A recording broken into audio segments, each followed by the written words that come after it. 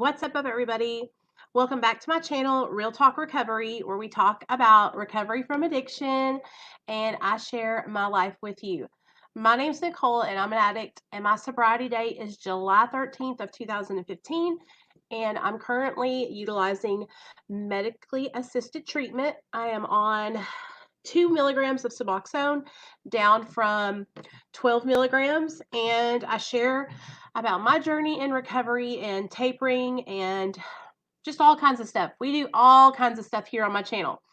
But every Friday night, we have a MARA meeting. For those of you guys that are new, that don't know what MARA is Medication Assisted Recovery Anonymous. It is a 12-step program that was created 2 years ago for addicts and alcoholics that utilize maintenance medication in their recovery. So what I'm going to do is I'm going to start off by reading the MARA preamble, and then we'll go on into the meeting and what we're talking about tonight. So I hope that you guys all come in, have a seat, welcome your neighbor. While you're all getting acquainted, drop your sobriety date in the comment section so that way you can give hope to the still sick and suffering addicts that are out there, okay? All right, so here we go. Medication Assisted Recovery Anonymous. One size does not fit all.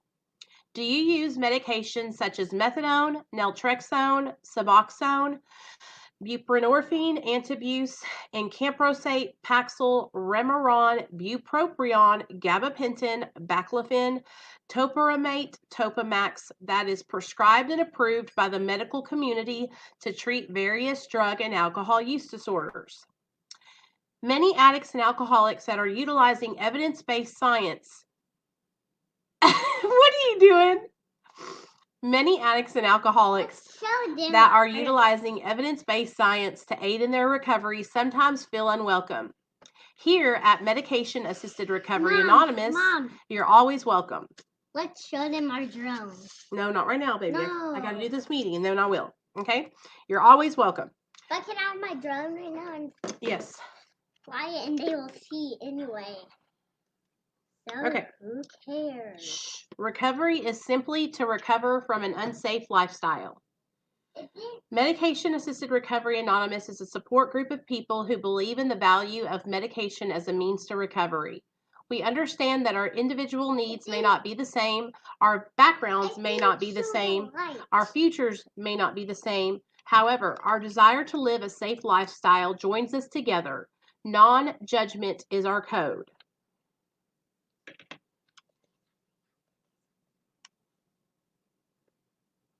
I don't know, Nate. Hey, guys. Nate, you're going to have to, I don't know. I have to let it charge. Now, please stop. Go upstairs. Wait. I'm letting it, Nate, I have to let it charge. Now, stop. Go upstairs and let me let it charge. Sorry, guys. My son's like literally going to drive me insane right now. This is what Hey, I love you. Go upstairs. This is what the drone looks like, I will show you. He wants to show y'all his drone.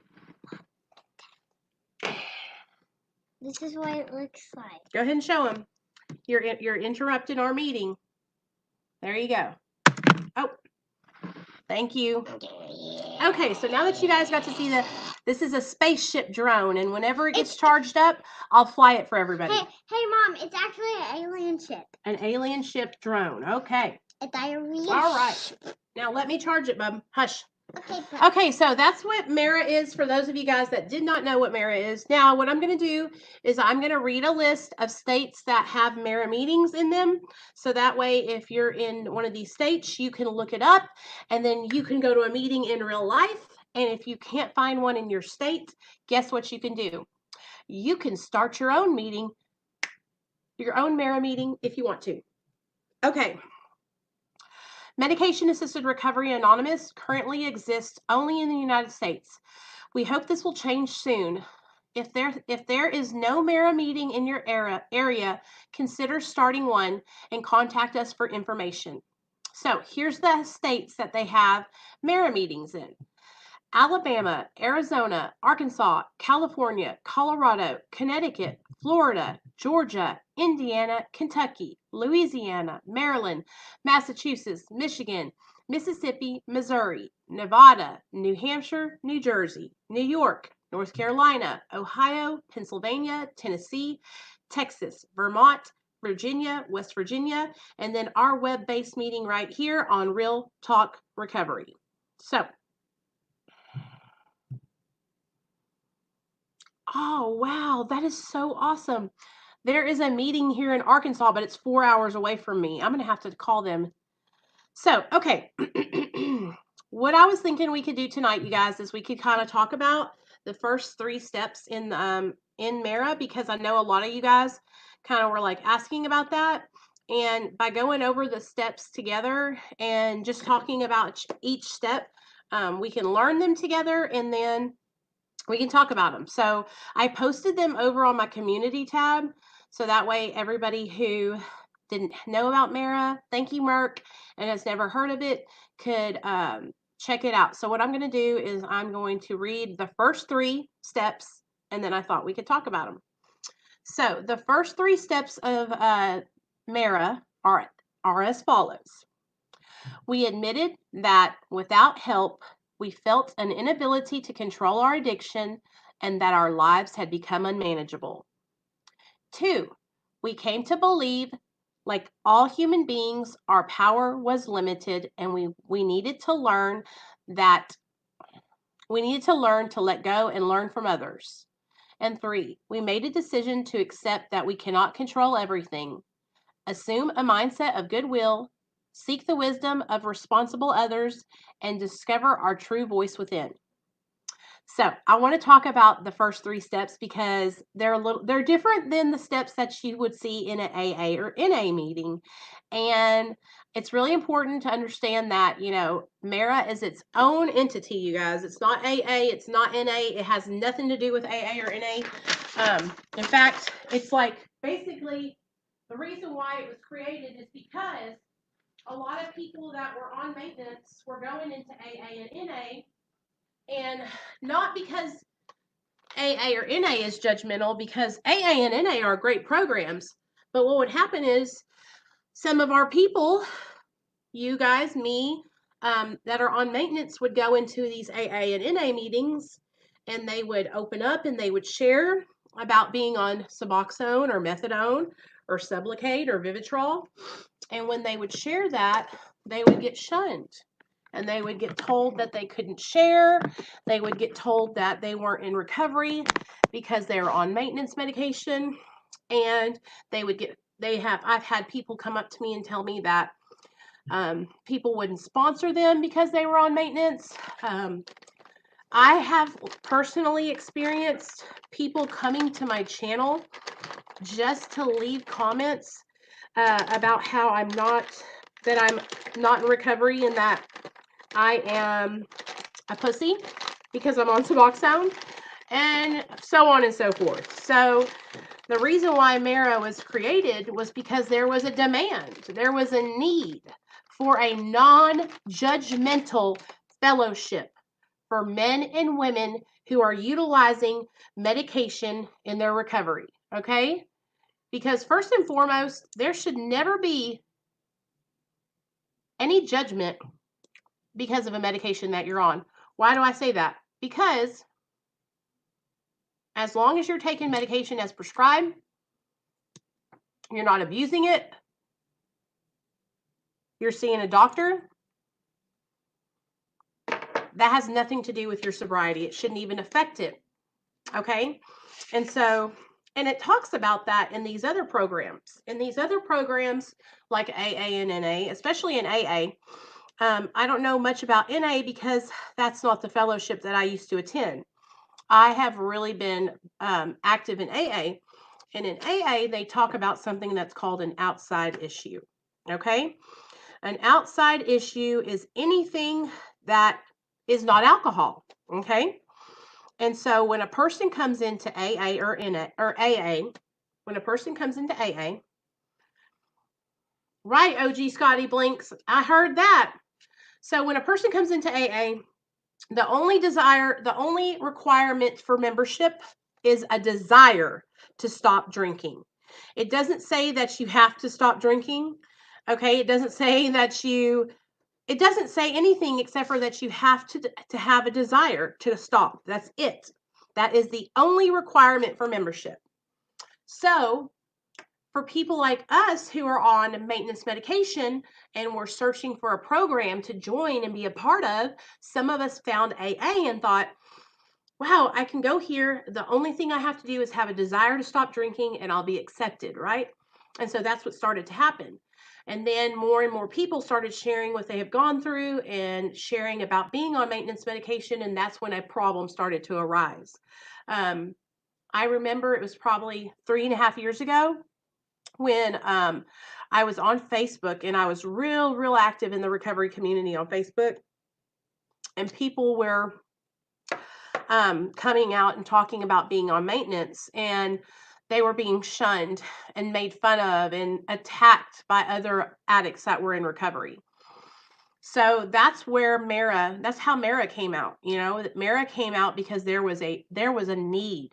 There was a need for um for it. So there was a need for Mara. Methadone, row, not methamphetamine.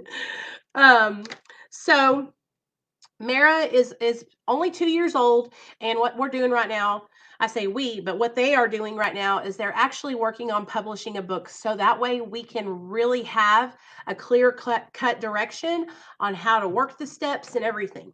But what we're going to do tonight is we're going to talk about the steps. So let's break down step 1 from Mara together, okay? So step 1 is we admitted that without help, we admitted. And the thing that I noticed that's really a lot different about Mara is that they don't talk about uh, God or a higher power. They give you your own room to believe in whatever you believe in. And I think that that resonates with a lot more people. So, you know that whenever we come to these meetings, they're solution based. So, that's why I want to come in here. I could sit here and I could talk to you guys all day long, right? About how people, talk about people that are on maintenance and they just are judgmental. But you know what? That's not solving anything. That's not solving the problem. So we're going to stay in the solution and what we can do for people that are judgmental, for people that um, don't understand medication assisted recovery. Our job here is to share about it and how we have had a good experience with it. So that way we can educate more people. And that way, the more we educate people, the less judgment will happen. Because a lot of times when people are judging you guys, it's because they don't understand or they're just ignorant.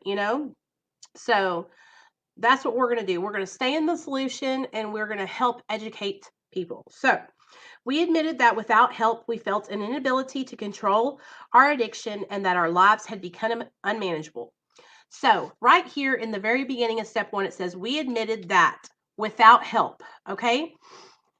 In the steps of AA, it's we admitted that we were powerless over drugs and alcohol, that our lives had become unmanageable. A lot of people, when they're trying to work the steps of AA or NA, they hit that powerless word and they say, wait a second, powerless? Are you saying that I'm weak? Are you saying that, what do you mean powerless? A lot of people don't understand that.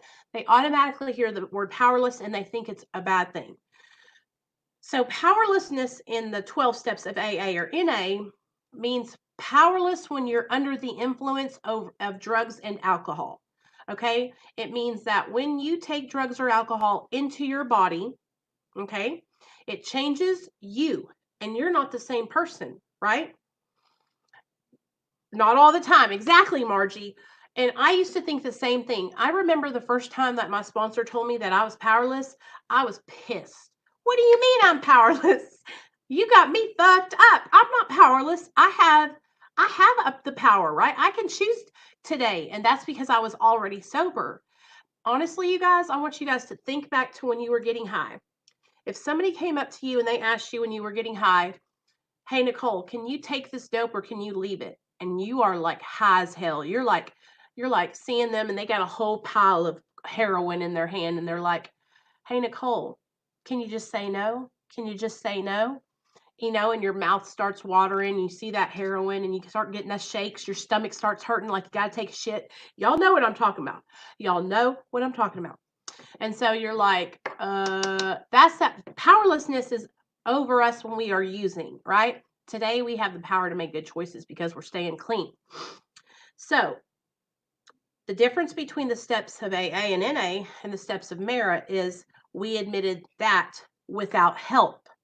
Okay? We are all on medication assisted treatment, right? Mom, Some of us are, most of us are that are in this group. Okay? can you What? What? Can you download a zombie game on your phone? No, go get me your phone. Go get me your phone, Alexander. Get your phone. Nope. We admitted that without help. So, okay, here's the thing. When you're on maintenance medication and you reach out for that help, right? This medication is helping us. Our therapy is helping us. This group is helping us. Hey, twin points. I know what you mean. And so when we are first trying to get sober and we're coming in and we're starting the program, one of the first things that we have to do is admit that we can't do this on our own. And for a long time, my pride and my ego would keep me blocked, right? It would keep me blocked because I was like, I can do this on my own. I can do this on my own. Hey, Nicole, I can do this on my own. I don't need any help. And one of the first things that I learned once I really started utilizing help and actually listening to other recovering addicts that had been sober longer than me. Hey, Luca. And they were showing me that I needed support, right? We're not going to ban you. We all know about the Coke sharks. We're not going to ban you. We have a good time in here too. There you go, Nate. So when you first are trying to get sober, a lot of us have this, like, I don't know what it is. It's like a delusion that we're somehow, some way going to be able to put drugs and alcohol down and do all of this on our own, right? Hey, Spencer. And so there's some people, you guys, that might be able to get sober and never look back. But when you're an addict or an alcoholic, almost, I would say like 98% of the time, you're going to need help to quit. You're going to need support to get sober. All right. For so many years, we practiced doing drugs. We practiced getting high. We practiced drinking alcohol. We practiced doing crimes. We conditioned ourselves in our addiction to do the things that served us at that time. So when we were in active addiction, it served us to lie. It served us to cheat. It served us to manipulate because we were on a mission. I don't know about you guys, but every single day when I woke up, I was on a mission. Okay? That's awesome, Spencer. That's so awesome, man. I'm happy to hear that. All you got to do is go to marainternational.org and they will send you all the readings and everything, man. And they'll put your meeting on their list. So that way, people that are in your hometown, if they're looking, they will be able to find it. So make sure that you email Mara so that way they can help you with all that, okay? One of the hardest problems that I had when I was trying to get sober for so long was that I wanted to do it on my own because I was ashamed. I was embarrassed. I felt a lot of guilt, and I would clench my fists together and I would say, this is it. I've got to stop. I'm never going to get high again. And I would make all these promises. I would tell my mom, I would tell my dad, I would tell my sisters, I would tell my husband, this is it. I've got to change. I'm making a change today, right? I am never going to go back. I'm never going to get high again. And so I would mean it with all my heart, just like I know you guys have meant it with all your hearts? How many of you guys have tried to stop using drugs and alcohol on your own without any help, and you meant it? You meant it from the bottom of your heart with everything inside of you. You were like, this is it. I'm never going back. I'm going to make a change. And then you tried so hard, but the obsession to use drugs and alcohol was so great that you found yourself going back to the very thing that you said you would never go back to. How about this? How many of you guys have been to jail, to prison because of your addiction? And you spent time behind bars, losing your freedom. Okay? Lightning. Listen, that's the first step to getting sober, lightning, is fucking honesty. So just by being honest and saying, I still have reservations. I'm fucking drinking alcohol. At least you're being honest with us, okay? That's the first thing. It's really important to be honest, okay? Now, changing that and turning that around, what is it about drugs and alcohol that you enjoy, that you want to keep doing? I know that it's fun to get high and it feels good, but are you not having negative consequences? Are you not losing jobs? Are you not crashing cars? Are you not getting locked up? Are you not losing your family? See, the way that I finally made a change was I was losing so much. I lost my car, I lost my home, I lost my jobs, I lost my son, and that was the icing on the cake for me. I had lost everything. You guys, I'm going to tell y'all something, and I had forgot all about this, okay? But I want to show you how low I had gotten in my addiction. So I was talking to my girlfriend Tara, the one I used to get high with all the time. She called me yesterday. It was last night, about midnight, she called my phone. And we were talking, and she was telling me all about, some stuff that she's doing and how she's staying sober. And so I was really, really proud of her, right? It isn't fun, period. I've lost everything. Well, turn it around, okay? Use everything that you've lost as motivation to change, because you deserve better. You deserve better. She called me and we were talking, and we got into reminiscing and talking about the way we were when we used to use together, because when we used together, you guys, we were balls to the wall. And then she brought something up. She brought up this time that these guys came over and they had all these Roxys and all this crack cocaine. And she goes, "Yeah, girl, you ran out of the back bedroom butt naked and just jumped on this dude, right? And was like, 'Here, fuck me, and then give me some pills.'" And I was just like, at first, I was like, and I was like, back then, I was like all about, like, I would jump on anybody that had drugs and use my body and sex to get free drugs, okay? Because I was pretty, I was little, I was just like, I'm still beautiful, but back then I had my self-confidence for my body and stuff was so high because I was so skinny because I was doing drugs all the time. Now, I didn't love myself. I didn't have real self-confidence. It was a false sense of self-confidence because I was high.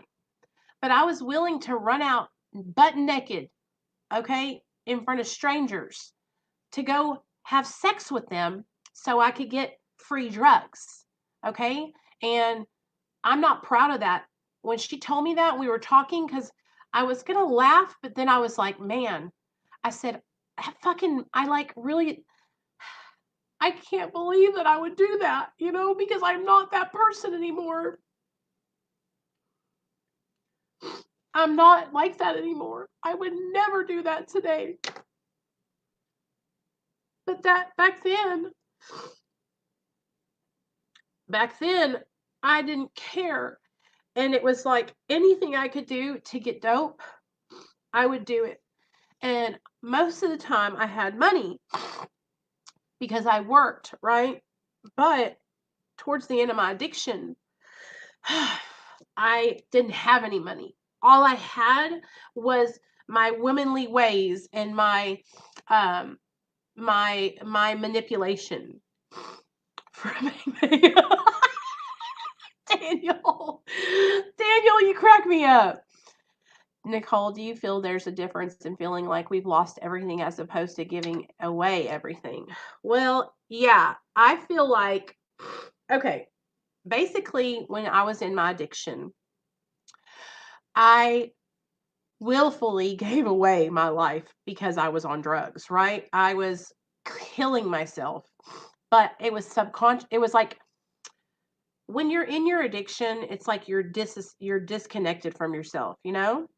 Um, Sorry, I don't mean to get emotional, you guys.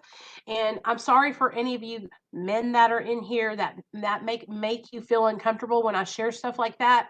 But I'm not trying to make any of you feel uncomfortable. I'm just trying to explain to you guys, like, as a woman, part of my addiction and part of the things that I would do to get drugs was using my body and manipulating men. And that was one of the main ways that I got drugs and stayed high all the time, was because there was always a man that was willing to give me free drugs. You know what I'm saying? So, but it was always in exchange for me to fuck them, for me to give them sex.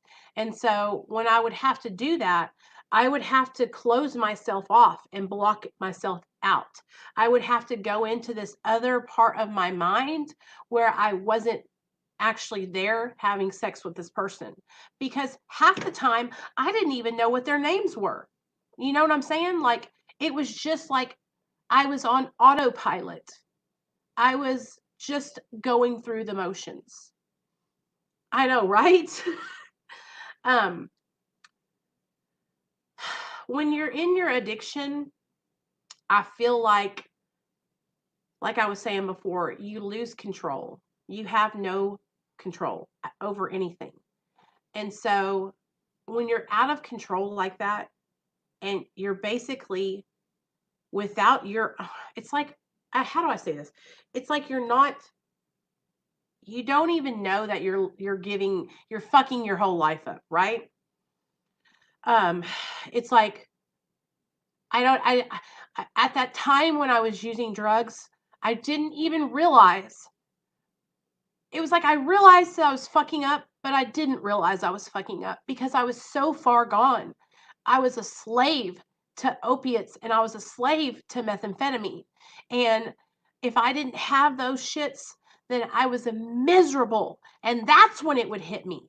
That's when it would hit me. When I would come to and I would be sober for a little bit, that's when I would realize, like, that this is not my life. Why do I keep doing this?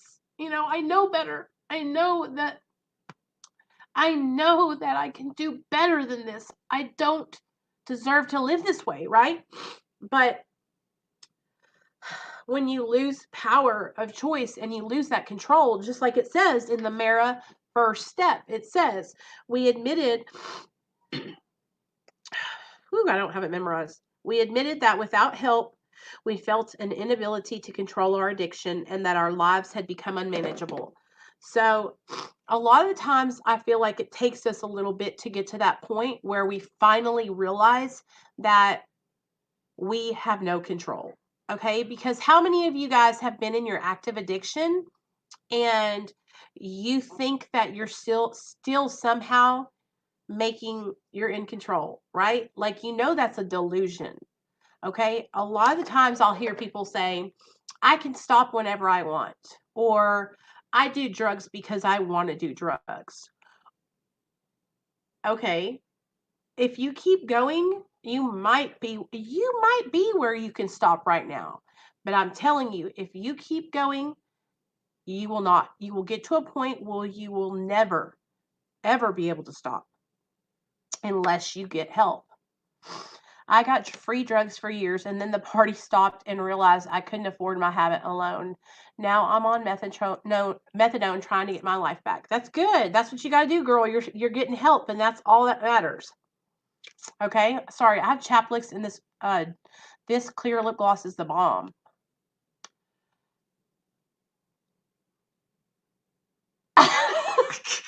Hold on, let me read Daniel's 1, 2, 3, 4. Daniel, Doggy Dog, and Dr. Merck is at your door, ready to make an entrance, so back on up. Before we have to pull the strap out the cut.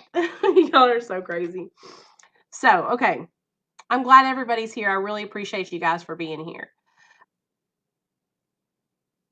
I feel like when you enter into active addiction, and so before you become an addict, there's a time before you are an addict. Okay, like what I mean by this is like maybe when you were younger, like you went to a party and you drank some alcohol and then you walked away from it and you never drank again until later on in life, or you smoked a joint and that just wasn't your thing. Like we've all had that time where we could still pick up drugs or alcohol and walk away from it, right? But what happens in your addiction is you cross a line. Okay, so for every addict, for every real addict, there is a line that is crossed. It's an imaginary line from the point where you're able to make a choice whether or not you want to get high or use, and then you cross over that line, and then there's just you have no choice anymore. Like you're doing it because you have to. Like your body is making the choices, your brain is on autopilot, like you're out of control, right? So the way that they explain it, like in the doctor's opinion and in AA in the big book, they talk about how there's three different types of alcoholics, okay? Or three different types of addicts. All right? And so there is the binge drinker, or the addict that binges and like gets high or drunk like all at one time on the weekend, and then they will go weeks without getting high, and then they'll binge again, and then they'll go weeks without getting high, right? And then there is, let me think, then there's I think it's the real alcoholic, where this is the third one, where they just drink all day long or use drugs all day long and they can't stop, and they're past that line. And then there is the one, I want to say it's like, god, I used to have it memorized, all this shit. um why can't I remember right now? Anyway, it's like a middle of the road alcoholic or addict. Okay, so there's like three different phases of what I'm trying to say, where you start out and you might be somebody who binges and then comes back and you're able to still kind of stop and get your life back together. And then there's this middle phase where you can go out and do it on the weekends and then go to work, go out and do it on the weekends and then go to work. And then there's that last phase where it just takes over all control of your life, right? And each person goes through those progressions. Okay, it's a progression. As your addiction gets worse and worse and worse, the longer you stay in your active addiction, the more it progresses until you get to that last stage. And it's like you can't go with a day without getting high. You have to use every single day. And when you don't use every single day, you're miserable. You want to die. You are literally so discomfort. You have so much discomfort that you'd rather die than be alive without drugs, right? That's how it was for me. Like I felt like I got to a point where I was so miserable because I couldn't put something in my body to take me away from the reality of my life, which was reality was that I had no life, that I was a slave to drugs and alcohol, you know, functioning alcoholics. There you go. Yes, yes. And it's like that's the hardest thing to do for a lot of people when a person is functioning, okay, and they can go to work, come home, and use drugs or alcohol. Those people, I'm telling you right now, in my experience, are the hardest people to help get sober, because they'll say, well, I don't really have a problem because I still have my job, I still have my car, I still have a pocket full of money, right? So believe me, my husband was a functioning addict. He had a job, he had a car. Um, And it was very difficult for him to make his true change that he has now, and be sober, and be like not relapsing, because he's always been able to bounce back and get a nice car, a nice job, a nice house, and be successful. And so that was not what it was like for me, you guys. I was like hitting rock bottom, and then there was a trap door, and then I'd go through the bottom of that trap door, and then there was another trap door, and I'd go through. It was like there was a never ending trap door for me, you know.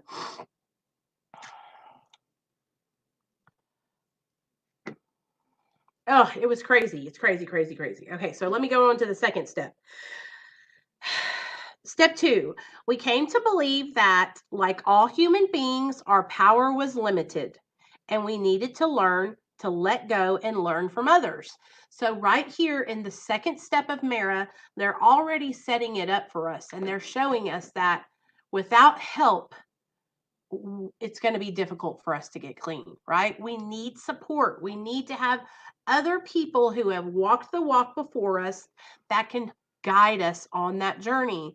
Um, and here's the thing that I see with a lot of people is we don't want to take guidance from anybody. We don't want to take suggestions.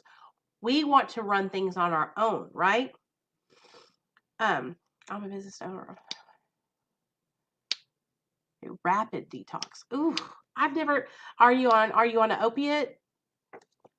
You know, if you need help with detox, you can text me on that Real Talk Recovery phone line, and I can help you get into detox with uh with some good people that will help you out, man.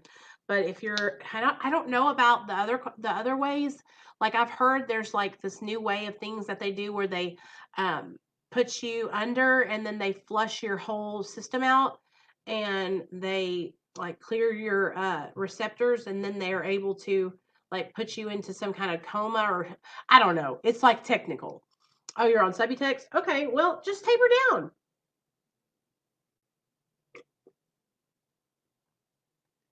That's it. That's what I'm talking about. I That's expensive though. You know, do you have a good insurance? Maybe you could do it if you have good insurance. But listen to me, twin points. If you're on Subutex, taper slow, okay? Taper slow. I'm down to 2 milligrams. If I can get down to 2 milligrams, you can do it too.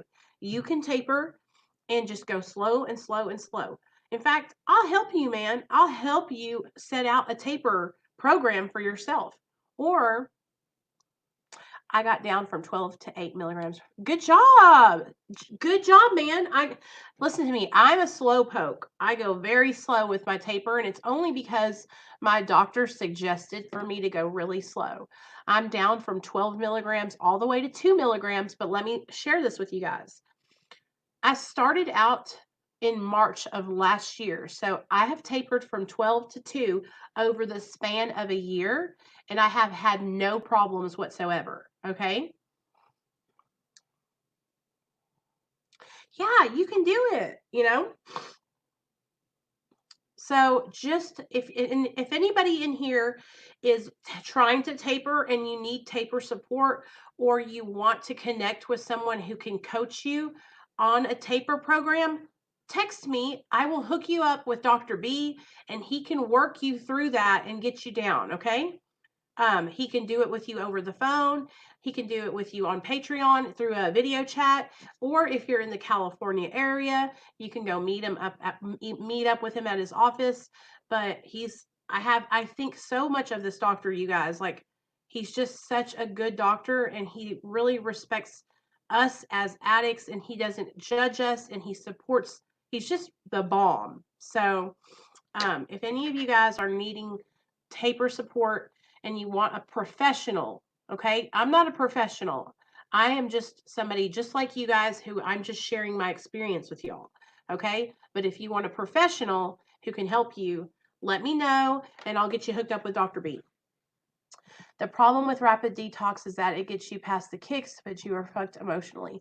Yeah, and so here's the thing also, like you can get through, and here's the thing, you guys, like going through withdrawal for me, um, I live in Arkansas.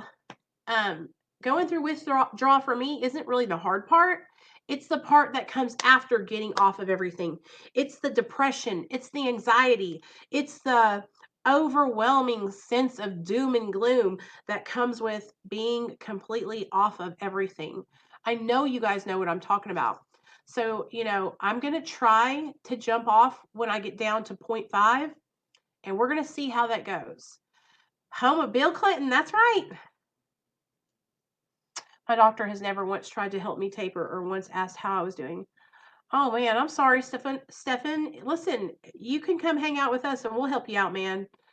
A lot of these doctors are not educated on the medication, and what they're told to do is just, if somebody comes in that's on heroin or other opiates and they're struggling, get them on this medication, it'll help them, right? But I'm here to educate you guys and let you know, if you're on Suboxone, if you're on methadone, okay? Do not just sit there and take Suboxone and methadone, okay? And think that you're going to be all right. You have to get in to some kind of program for recovery and some kind of therapy. You need to have treatment along with the medication. Clinic brought him down 50 milligrams this week per his request. Oh, that's awesome, Shay. Oh, is this Shay's wife? Oh, hey, Shay's wife. That's so awesome. Tell him I'm so proud of him. So y'all are both going through it at the same time? Lord help y'all. Are y'all doing okay? How's it going? Please, y'all be careful, okay? I'm proud of you guys. Don't get me wrong. But y'all be careful, because both of you guys are at a place where y'all are going through it right now. And so for me and my husband, like, I'm going to try and get off before he ever does. So that way I can help him when he decides to get off. You know what I'm saying? Because with me and my husband, the way we did things was, if we was to both get off together and we were both not in our right minds and we were both going through withdrawal real bad, guess what would happen? I'd be like, baby, do you think we should go get some dope? Let's go get some dope. And then we would sit there and talk back and forth. And then the next thing you know, we would be going to get something. So just be careful and make sure that y'all are not co-signing each other or like playing off each other. Y'all keep each other accountable, okay? Okay, good deal. Okay, I understand. So you're going lower than he is before. Okay, good, good. One of you guys needs to be already down so that way the other one can help the other one. You know what I mean? That, at least that's my suggestion. I'm not the queen of Suboxone tapers, but I like to think that I know a little bit of something. The emotional shit is just as bad. I'm on K-pins and antidepressants too, so maybe those would help after. I lost my mom in 17, and I think depressants and K-pins might be for the rest of my life. Hey, that's okay. Whatever you got to do to be healthy and happy is fine, okay? That's what I want you guys to understand. Like, it doesn't matter if you're on Suboxone or methadone or depression medication or whatever medication you're on. It doesn't matter, as long as your quality of life is good. Is less, because that's what it's all about. It's not about, it's about how your life is. Are you happy? Do you feel good about yourself? Do you have your family back? Do you have your kids back? Do you have a job? Are you able to get out and do things, Daniel says, I jumped off at a high dose, suffered horribly, but stayed off for over a year, but still didn't feel okay. At that point, I decided to go back on with no plans of coming off. Let me see. Sorry, I'm trying to catch up with y'all's comments. Okay, since Suboxone went 700% up in price, my OTP has high-power white-collar patients. The counselors have been lifted from their 50 patient maximum. They're allowed unlimited clients. Wow, that's a lot of people. How would you do? That's a lot of people. I went from 110 milligrams to 50 by missing a week. Be careful. Y'all take it slow. Oh, there are a lot of generics, y'all. Thanks. Thanks, Shay's wife. Shay's wife. Are you Shay or is he Shay? Listen, my 8 years of Matt is the only normal I've ever known. That was a hard realization I had to come to. And that's what we were talking about the other night when Splinter was on, you guys. Like, what is normal anyway? Like, what is it? Like, we I'm the same way, Daniel. Whenever I am completely without anything in my system, I feel uneasy. I feel like I have a lot of anxiety. I feel like high strung. And so I don't know. I just know that here we want you to know that you have support no matter what your pathway to recovery is. Okay, you're Shay. Okay. And what's your husband's name? Because I see him all the time over on Texas Prison Stories. And I think he had called me once too over on the Real Talk Recovery phone line, and I talked to him, and he was telling me that y'all were both that he was tapering, but I didn't get to talk to you. So I'm so glad that y'all are doing good though, because I love hearing from you guys. And you know what makes it even more awesome? I have so many guys. Jerry and Shay, got you. I have so many guys that call me. Medication assisted treatment is Matt, and they are married, and so their wives also know that that they watch me on YouTube, and then their wives come over, and it's like a whole, I have a husband. I love my husband so much. He's like the best thing that ever happened to me, so I would never disrespect anybody's husband or wife. But it's makes me feel good because I went from being like a girl who you couldn't trust because I was always trying to get what I wanted for dope, to somebody that, you know what, you can trust me, and you know that it's always going to be respect. So I'm happy about that. Have you heard of the new Suboxone injection? It's being trialed here in Australia. Yes, Stefan, I have, and it's called Sublocade, and they're already doing it here in the United States. I have a friend that was on it for about 6 months, and his name is Jeff, and he has a channel called Grind and Shine Recovery. Mark is in Ohio.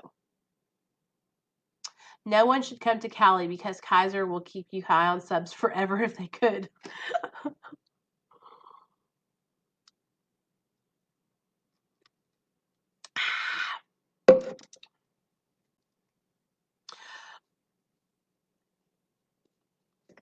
Sorry, I'm drinking grape juice, you guys. Okay, let me read this other step to you guys while we're sitting here talking. Okay, so we know that we got to learn from others. We know that we need support, right? Number 3, we made a decision to accept that we cannot control everything. Okay, so we made a decision to accept, not whine. We made a decision to accept that we cannot control everything. That was one of my hardest problems. Sorry, I was reading somebody's comments. That was one of my hardest problems, was whenever I had to realize that I can't control anything outside of myself. Okay, how many of you guys have problems with being a control freak? Okay, it took me having to learn that the only things I control are things that are directly related to me. I can control my actions. I can control my thoughts. I can control the things that come out of my mouth, right? So acceptance in recovery is very, very important, because a lot of the times we think that we can make things change overnight. We think that we can, put things. Let me give you all an example. Okay. Let me give you all an example.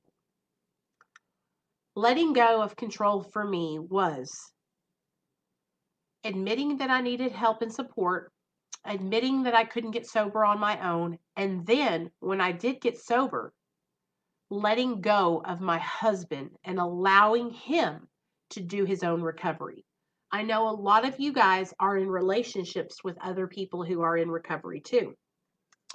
One of the things that I struggled with when me and Neil were first getting sober was I wanted to control what he did. I wanted to keep my thumb on him. You know what I mean? I wanted to control his actions and make him do what I wanted him to do and do his recovery, right? And so it really, really caused me a lot of pain and misery, because at the beginning, hey Jeff, we was just talking about you. At the beginning of my recovery, I spent so much time obsessing over what he was doing, whether or not he was relapsing, whether or not he was staying sober, whether or not he was doing the right thing, all these things. You know what I'm saying? I was constantly, um, y'all, it was miserable. I was crying all the time, and I was worried about him all the time. And the only way that I wasn't worried is if I knew exactly where he was at, exactly what time he was going to come home. He had to call me while he was there. He had to call me when he had to leave. He needed to talk to me on the way home. You guys, it was bad. Okay, it was bad. The first 2 years of me and Neil's sobriety, I was basically attached to his hip. And if he was at work, I was calling him every hour to make sure he was still sober, because we were going through these really hard times where he would go to work and he would get high behind my back. And I was sitting here at the house and I was sober as a judge. You know, I was up here at the house taking care of our son and just worrying, constantly worrying, you know. Um, and that was really difficult for me. So letting go of that control and accepting that I could not make him change, right? Um, was one of the biggest and hardest things for me to do. But once I was able to do that, I got so much peace. Huh, let me tell you, it has been so much easier to keep myself sober than to worry about keeping him sober too, because that's what it was like. I was constantly trying to micromanage his life to make sure that he was doing the right thing also. And you know what? I can't do that. You can't do that either. If you have a significant other who's struggling with addiction and you are trying to make them get sober or control them or keep your thumb on top of them, you're pushing them away. Okay? You don't be like me, because what's going to happen is your husband or your wife is going to resent you.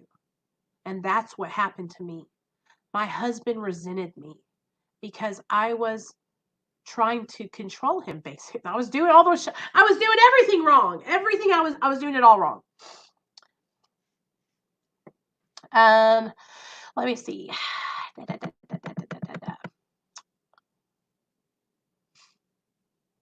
I got admin kicked out of the closet one. Takes me 3 hours to get my. Wow, really? Well, Light Lightning, I'm sorry that sucks, man. But listen, I want y'all to understand something, okay?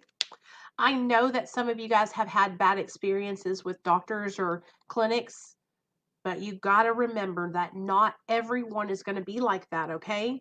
And so if you're somebody who's struggling with addiction and you've had a bad experience in the past, do your research, reach out for help, call me. I will help you find a good place that can help you, okay?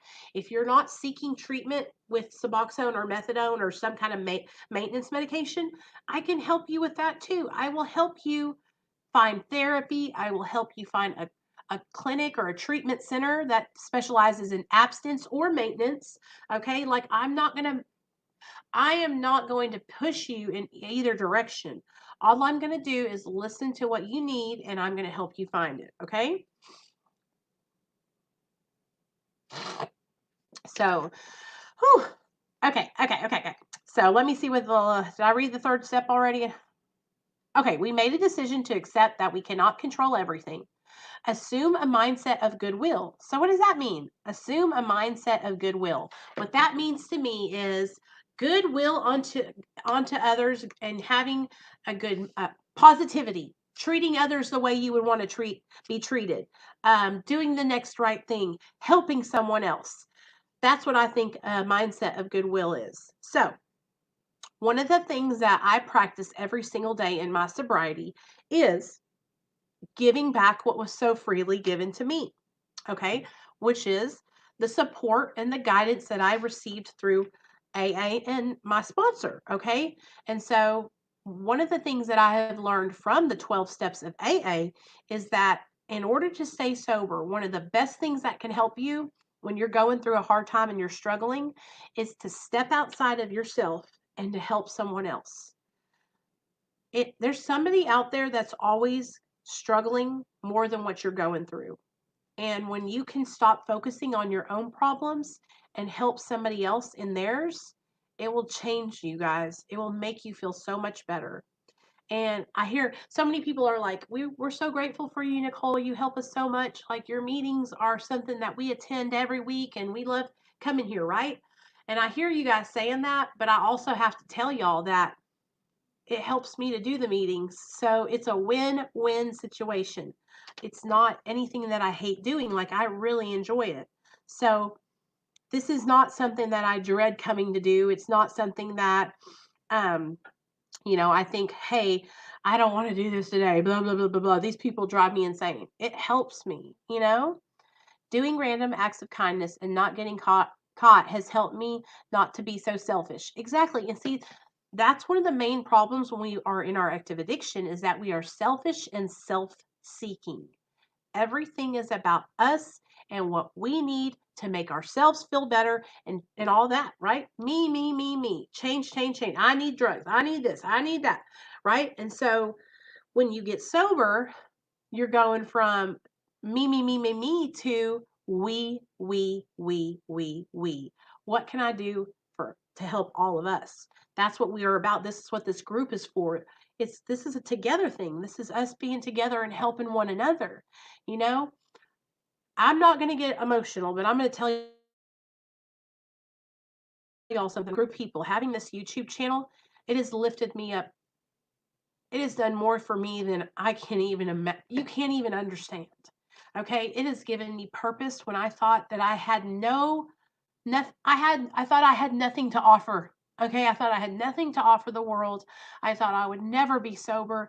I thought I would never be able to help anybody else. I thought I would never have my son back. I thought my husband and me were doomed. I thought I would be homeless in the gutter forever, right? And being here and having this channel and helping you guys has given me purpose. It's helped me so much.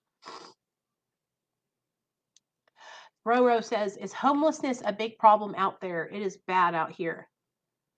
Roro, I'm going to take you guys down with me. I had told y'all the other day I was going to do that, and I never did. I will take you guys either this weekend or at the beginning of next week when I go in to service one of the stores I work for, and I will take y'all with me. But I'm going to tell you something. There are no tents. Honey, no, it is nothing like it is in California or Philadelphia or New York. No, not at all. Here in the South, they will arrest you and put you in jail before you will be laying in a tent on the side of the road. Never. That would never happen here. Good. That makes me happy to hear that. That's right, Daniel. Got to help ourselves first. Exactly.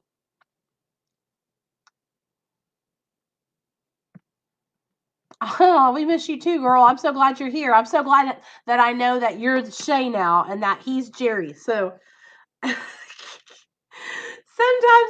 and then sometimes when I'm talking to you guys and I don't know if you're a man or a woman, I think that you're a woman when you're a man and so on and so forth. So, but Ro, it's really not like that here. So in the South, let me give you an example. So there's this bank that I bank at over on the corner, and it's at the corner intersection of a major, it's a four-way, okay? And it's in town. And so there's a Regions Bank right here, there's a Walmart right here, there's a gas station right here, and there's a McDonald's right here. And there was these homeless people that were camped out in the woods behind the Regions Bank. And a lot of people were seeing them there. And so they called the police and kept complaining until the police went and arrested them and put them in jail for being homeless. Roro, I've looked it up and literally, I'm going to tell you this right now, okay? When I get to come out to California, because I'll be out there soon, I'll be out there this year, hopefully. When I get to come out to California, I'm going to go down there with my camera and we're going to meet people and we're going to talk to them and all that stuff. And I'm going to try and do that because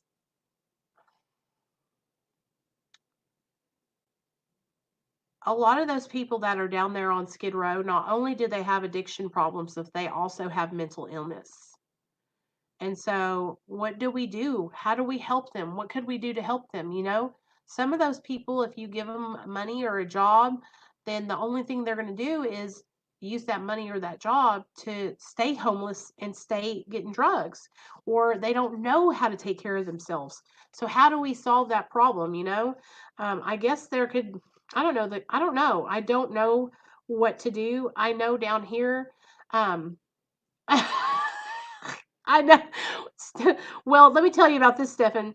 They, what I mean by they won't allow you to be homeless, I mean that, like, if you're homeless and you're loitering around places where they can see you here in Arkansas, they will either have you leave or they'll arrest you and put you in jail. Okay.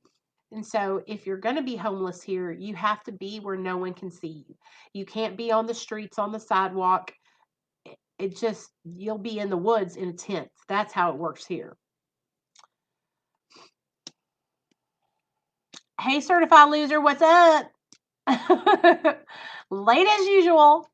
So, okay, we've been here for an hour. So, what I'm going to do, exactly, that's how it is down here, man. And listen, I'm not like that, but I'm telling you, that's what it's like here in the South. Okay. Um, It's sad. It really is sad. So we do have a lot of places here like Salvation Army and stuff where if you are sober and you're not using drugs, they'll let you stay there and they give you a bed. But you have to be sober. You can't be getting high. Set up tents and keep many addicts. And yeah, I've heard that, Roro. Oh, it's okay, Sky.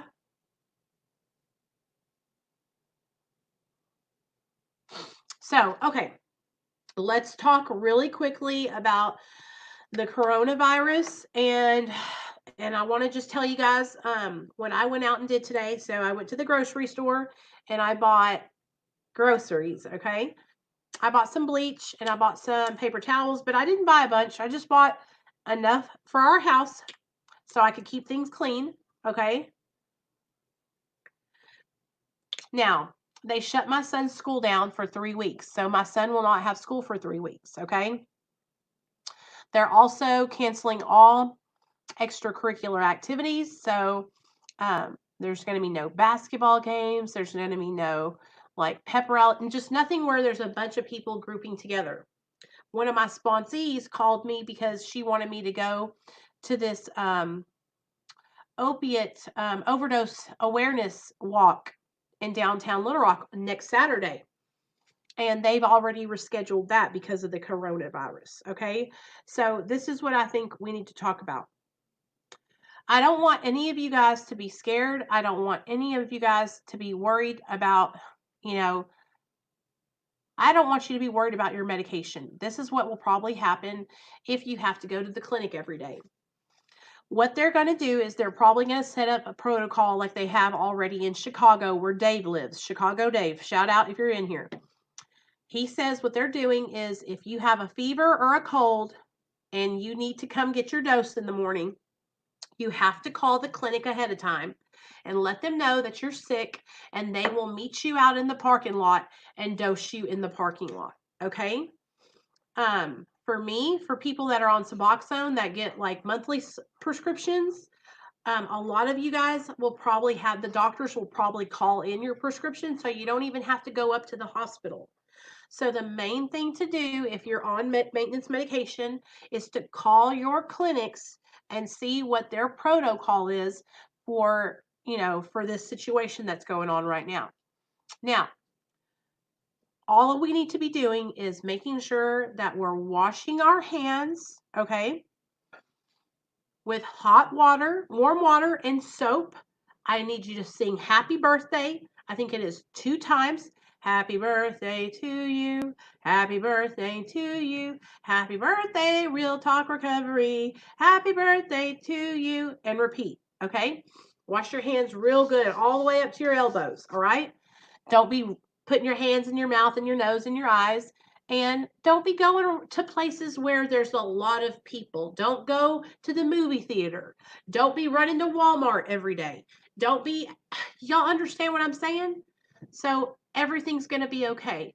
As long as you are taking the proper precautions, make sure that you got food in your house, make sure that you got just things to do for your kids if you have kids. And if they want to go outside and play outside, they can play outside as long as they're, not with a bunch of other little kids that are snot-nosed and sick. Okay?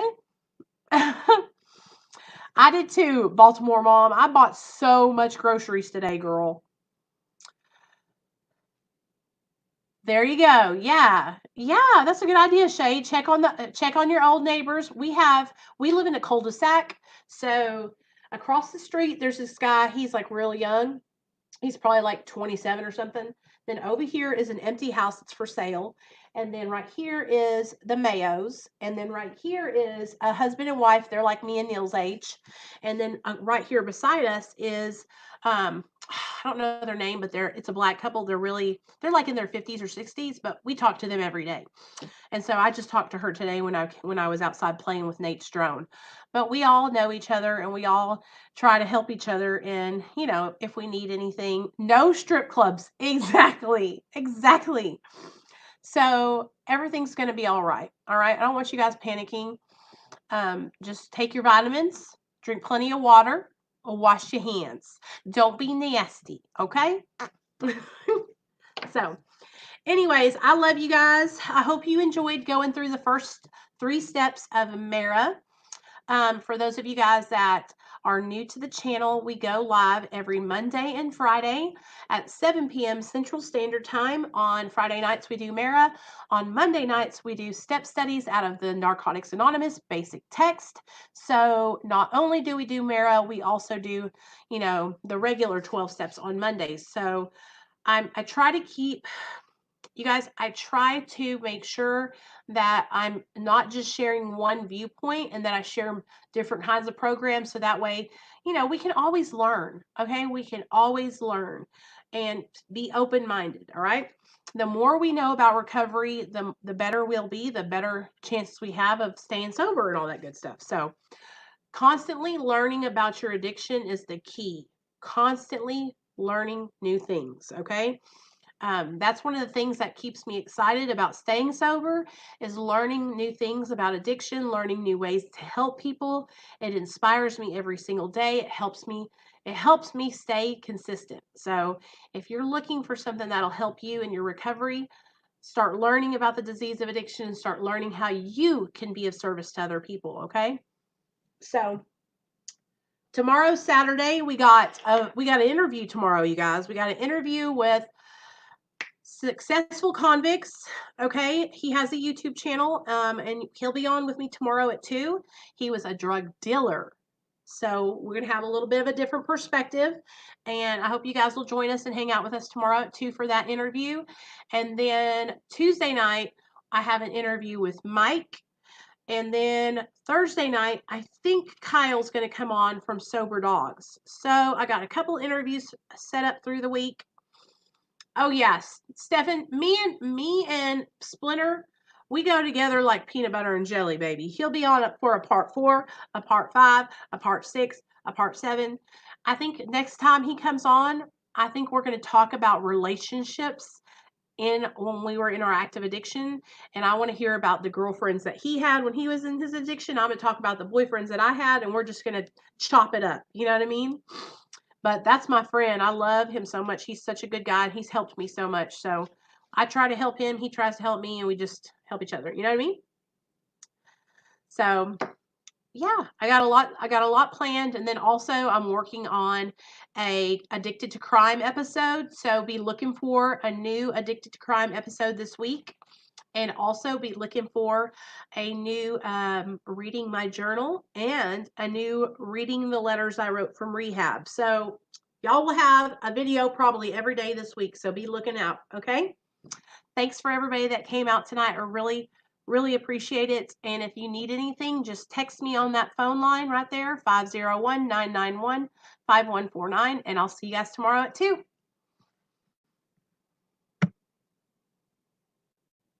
You gotta go outside? Okay.